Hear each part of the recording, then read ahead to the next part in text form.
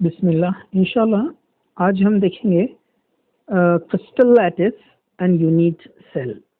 इसमें कुछ टर्म्स भी हम देखेंगे, जैसे मोटिफ, जिसको बेसिस कहा जाता है, और इसमें हम देखेंगे लैटिस पॉइंट क्या होता है, लैटिस स्पेस क्या होता है। तो यहाँ पर crystal lattice and unit cell, तो एक बेसिक सिंपल कंसेप्ट जो हमको पता है, जिससे हम उसको समझ सकते हैं कि जिस तरह हम यहाँ पर देखते हैं टाइल्स, जो टाइल्स हमारे घर में होते हैं, हम उसको देखते हैं फ्लोर के ऊपर जो टाइल्स लगे होते हैं, तो वो आपको इस तरह से यूनिफॉर्म पैटर्न में नज़र आते हैं, एक पैटर्न वहाँ पर तैयार होता है। लेकिन ये जो टाइल्स होते हैं, तो इस टाइल्स को भूलकर हमारा कंसंट्रेशन होता है उसके पॉइंट्स पर या पैटर्न्स पर, जो वो पैटर्न्स तैयार करता है। जैसे यहाँ पर आप देखेंगे कुछ पॉइंट्स आपको यहाँ पर नजर आएंगे। मैं इसको यहाँ पर एक अलग कलर में यहाँ पर शो करता हूँ। जैसे यहाँ पर एक पॉइंट है, यहाँ पर एक पॉइंट है, यहाँ एक पॉइंट है, यहाँ एक पॉइंट है। इस तरह से ये समझो टाइल्स है। तो यहाँ पर एक रेगुलर पैटर्न तैयार हो रहा है जो कि रिपीट होते जाएगा। ठीक है, तो ये जो रेगुलर पैटर्न रिपीट होते जाता है, इससे तैयार होते हैं यहाँ पर जो है 2 डायमेंशनल एक स्ट्रक्चर तैयार हो रहा है। और ये आगे इसी तरह से एक यूनिफॉर्म यहाँ पर एक आपको पैटर्न नजर आएगा, जिसके सराउंडिंग इक्वली आपको सब नजर आएंगे। ओके, तो आप यहाँ पर देख सकते हैं कि यहाँ पर ये जो पॉइंट है, इसको इक्वल सराउंडिंग मिल रहा है सब तरफ से। ठीक है, this point is called lattice point. आगे हम इसको देखेंगे, ये लैटिस पॉइंट है। Okay, and this point is called motif. इसी को हम कहते हैं यहाँ पर मोटिफ। लेकिन मोटिफ का एक यहाँ पर ब्रॉड कंसेप्ट होता है। मोटिफ का मतलब यहाँ पर होता है एन एटम और मॉलिक्यूल और आयन, कोई भी हो सकता है। जैसे फॉर एग्जाम्पल ये जो यहाँ पर आपको पॉइंट्स नजर आ रहे हैं 1 2 3 4 5 6 7 8, तो इन्हीं पॉइंट्स को अगर मैं यहाँ पर ऐसे बना दूं, जैसे यहाँ पर मैं ये पॉइंट्स को जो है इस तरह से बना दूं, तो ये लैटिस पॉइंट्स कहलाएंगे। जैसे मैं यहाँ पर इसको ऐसे बता दूं, ये लैटिस पॉइंट हो गए। This one, this one, this one, this one, this one, एक रेगुलर पैटर्न है और इक्वल सराउंडिंग है उसको, हर पॉइंट को। ठीक है, तो ये लैटिस पॉइंट हो गया। और ये लैटिस पॉइंट पे फॉर एग्जांपल मैं एक एक यहाँ पर जो है फॉर एग्जांपल कुछ फ्लावर रख दूं। जैसे यहाँ एक फ्लावर है, ये एक फ्लावर है, ये एक फ्लावर है, this one, this one, this one. तो ये हमने फ्लावर्स को यहाँ पर रख दिया है। ओके, तो यहाँ पर ये जो फ्लावर्स पॉइंट्स पे रखे हुए हैं, ये फ्लावर्स को आप कहेंगे यहाँ पर मोटिव। मोटिव मतलब वहाँ पर वो फ्लावर तो हमने एग्जाम्पल लिया, लेकिन यहाँ पर फ्लावर की जगह पे कौन आएगा? या तो कोई एटम रहेगा, या कोई मॉलिक्यूल रहेगा, या कोई यहाँ पर जो है आयन रहेगा। जैसे मैं इसको और ऐसे एक्सप्लेन करता हूँ। जैसे यहाँ पर लैटिस पॉइंट है 1 2 3 4 5 6, ये लैटिस पॉइंट है। लेकिन यहाँ अगर इसकी जगह पर कोई मॉलिक्यूल्स आते हैं तो उनको मोटिव कहा जाता है। जैसे यहाँ पर एक मोटिव हम लिख देते हैं, यहाँ पर फॉर एग्जाम्पल एक मॉलिक्यूल है जिसमें 2 एटम है, एक ये और ये एक डार्क वाला, ये एक मॉलिक्यूल तैयार हो गया है। ये एक और ये एक, ये मॉलिक्यूल तैयार हो गया है। ये एक सर्कल और ये एक डार्क, 2 एटम है समझो, ये एटम ए और ये है एटम बी। अब इसी को हम रिपीट कर रहे हैं, atom A, atom B, atom A, atom B, atom A, atom B. तो यहाँ पर ये जो रिपीट मॉलिक्यूल्स हो रहे हैं, इन्हीं को मोटिव कहा जाता है। तो आप समझ गए होंगे, ये एक एटम होता है, या मॉलिक्यूल होता है, या आयन होता है, जैसे Na+ आयन, कुछ और हो सकता है। ठीक है, तो इनको यहाँ कहा जाता है मोटिव या बेसिस। ओके, और जो पॉइंट्स इनको सिस्टमेटिक अरेंजमेंट में, एक रेगुलर अरेंजमेंट में एक रेगुलर पैटर्न तैयार करते हैं, उनको लैटिस पॉइंट कहा जाता है। ठीक है। तो यहाँ जो हमने शो किया ये तो एक 2 डायमेंशनल स्ट्रक्चर है, जैसे इसको इधर भी यहाँ पर देखिए बताया गया है, देखिए जैसे इसको कहा जा रहा है ये लेटिस पॉइंट है और ये यहाँ पर रेगुलर पैटर्न यहाँ पर तैयार हुआ है जो टाइल्स की तरह हमको दिख रहा है, जो टाइल्स के सेंटर्स होते हैं। ओके बस इन्हीं लेटिस पॉइंट्स पे अगर हम मॉलिक्यूल्स रख दे कोई भी मॉलिक्यूल, जैसे देखिए यहाँ पर हर लेटिस पॉइंट पर एक मॉलिक्यूल रख दिया गया है यहाँ पर हर लेटिस पॉइंट पे मॉलिक्यूल रख दिया गया है, तो they are called motif. Okay, तो ये मोटिव कहलाता है। तो ये मोटिव आपको समझ गया है। 2 डायमेंशनल स्ट्रक्चर में यहाँ पर ये पॉइंट ए पॉइंट बी को जो बता रहा है, चाहे ये लाइन हो या लाइन हो, उसको हम स्पेस लैटिस का यहाँ पर कहते हैं। ओके, ये हाइपोथेटिकल स्ट्रक्चर है और ये मोटिव्स को ज्वाइन करने से जो हमको एक यूनिट तैयार होता है उसको यूनिट सेल कहा जाता है। ओके, तो motive is a molecule, atom और आयन, ये यहाँ दिया है, देखिए motive is a molecule, atom और ion. A space lattice also called a crystalline lattice, जो स्पेस लैटिस होता है उसी को हम क्रिस्टलाइन लैटिस यहाँ पर कहते हैं। The pattern of points represent the location of these motifs, in other words, space lattice। तो यहाँ पर ये जो पॉइंट्स होते हैं जो इस पैटर्न को रिपीटेडली रिप्रेजेंट करते हैं, शो करते हैं, जैसे यहाँ पर हम बता रहे हैं, they are called space lattice. Okay, तो it is a scaffolding of crystals या क्रिस्टल स्ट्रक्चर हम जिसको हम कहते हैं। ठीक है, तो यहाँ पर आपको मोटिव क्या होता है, लेटिस पॉइंट क्या होता है, समझ में आ गया है।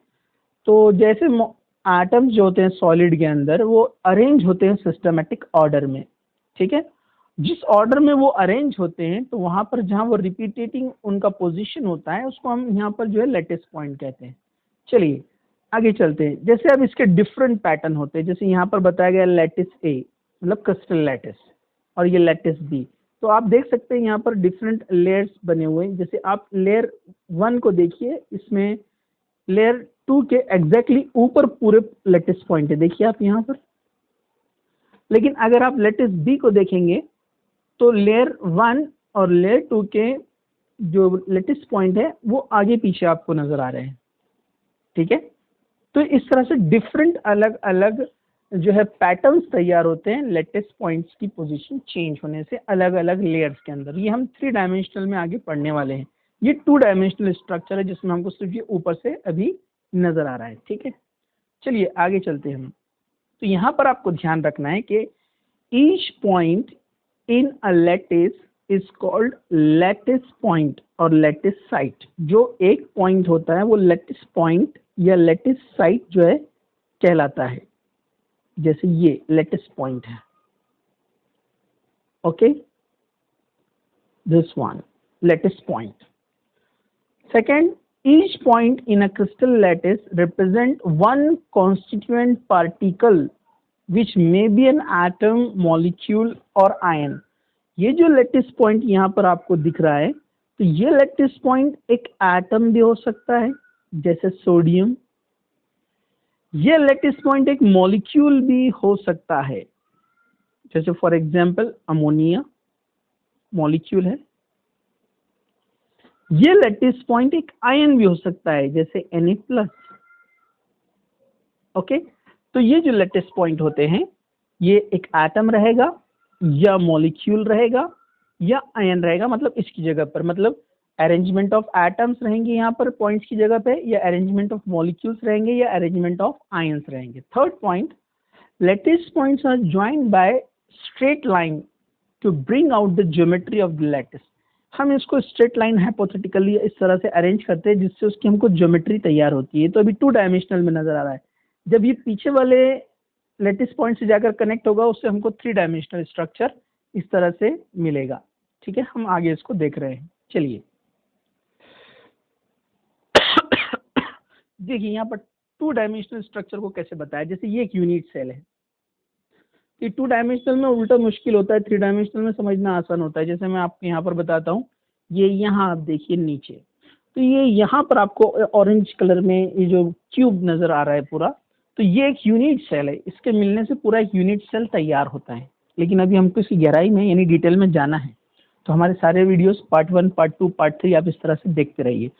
तो यहाँ पर आप देख सकते हैं कि आपको सिंपली नज़र आ रहा है कि ये यहाँ पर ये 8 लैटिस पॉइंट को जोड़ने से आपको एक यूनिट सेल नज़र आ रहा है, लेकिन वो एक यूनिट सेल एक होता है या नहीं होता है वो हम आगे देखने वाले हैं, ठीक है। तो ये लैटिस पॉइंट्स है और ये लैटिस पॉइंट से हमको यहाँ पर एक इनको लाइन से स्ट्रेट लाइन से जोड़ने से एक यूनिट सेल हमको यहाँ पर मिल रहा है। यूनिट सेल हम आगे और उसको देखते हैं। सो यहाँ पर देखिए आप बताया गया है, तो ये यहाँ पर ऐसे अरेंजमेंट बता रहा है कि इस तरह से इसको अरेंज किया गया है 2 डायमेंशनल स्ट्रक्चर के अंदर जो परपेंडिकुलर है साइड से उसके। ओके, तो यहाँ पर हम इसको आगे बढ़ते हैं, इसको हम आगे और बताते हैं। जैसे मैंने आपको कहा कि 3 डायमेंशनल में इसको समझना और ज़्यादा आसान है, 2 डायमेंशनल में तो जस्ट उसका एक इंट्रोडक्शन यहाँ पर दिया हुआ है। देखिए यहाँ पर अब portion of 3 dimensional 3D structure तो आपको पता ही है, ठीक है। तो a portion of 3 dimensional crystal lattice and its unit cell is shown in figure 1.9 जो हमने पहले देखा था, ठीक है। अब यहाँ पर 1.10 में आप देखिए, in 3 dimensional crystal structure unit cell is characterized by, कैसे कैरेक्टराइज करते हैं उसको, first its dimension along the 3 axes A B C, ये एक एज है A, ये एज को मैं डार्क करता हूं। दूसरा एज है B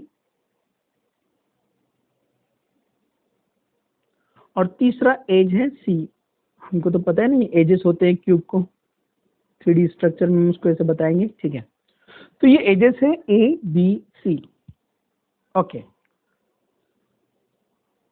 मे और may not be mutually perpendicular, ये एक दूसरे के परपेंडिकुलर हो भी सकते हैं, नहीं भी हो सकते हैं, क्योंकि अपने को पता है कि यहाँ पर जो क्यूब है वो अलग अलग शेप के हो सकते हैं और डिफरेंट यहाँ पर 3D स्ट्रक्चर्स फॉर्म हो सकते हैं, ये आप सभी को पता है। ये आगे हम और डिटेल में देखने वाले हैं। ओके, तो मे और may not be mutually perpendicular. दूसरा, angles between the axes alpha, beta and gamma, मतलब ये अल्फा आपको दिख रहा है C और B एज के बीच में, बीटा आपको दिख रहा है A और C के एज के बीच में, और गैमा दिख रहा है आपको यहाँ पर A और B एज के बीच में। तो यहाँ पर इस तरह से हमको 6 पैरामीटर्स मिलते हैं, मतलब 3 एजेस एंड 3 एंगल्स, जिससे एक टिपिकल यूनिट सेल डिफाइन होता है, हमको मिलता है। और इसके फिर अलग अलग टाइप्स होते हैं जिसको हम ब्रेवियर स्ट्रक्चर्स में देखने वाले हैं। ओके, चलिए आगे बढ़ते हैं। तो आपको समझ में आ गया है जो मैंने बताया। यहाँ पर आपको मैंने क्या क्या बताया कि लैटिस पॉइंट होते हैं, ये लैटिस पॉइंट एटम,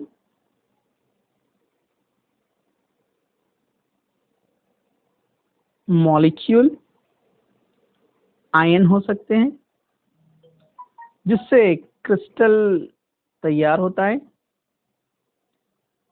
तो क्रिस्टल जो तैयार होता है वो लैटिस पॉइंट और ये मोटिव से हमको मिलता है। जो मोटिव अरेंजमेंट है लैटिस पॉइंट में सिस्टमेटिक ऑर्डर में, और उस ऑर्डर से जो तैयारी होती है वो क्रिस्टल्स बनता है। और उस क्रिस्टल में जो 6 पैरामीटर है जो अभी हमने देखा, 3 एजेस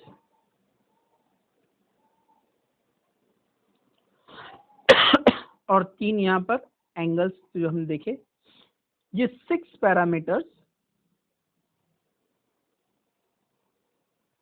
डिफाइन करते हैं यूनिट सेल को। एक यूनिट सेल हमको यहाँ पर मिलता है।